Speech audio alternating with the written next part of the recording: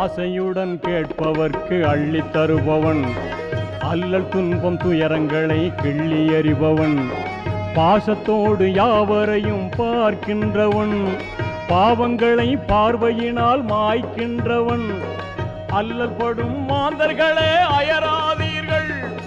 அல்லாவின் பேரருளை நம்பி நில்லுங்கள், அவனிடத்தில் குறையனைத்தும் சொல்லி காட்டுங்கள், அன்பு நோக்கு தருகவென்று அழுது கேளுங்கள், இறைவனிடம் கையேந்துங்கள், அவன் இல்லை என்று சொல்லுவதில்லை.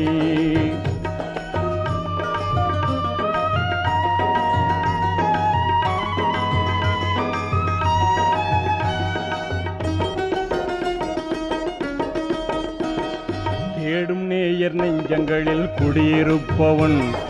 தேடாத மனிதருக்கும் உணவளிப்பவன்,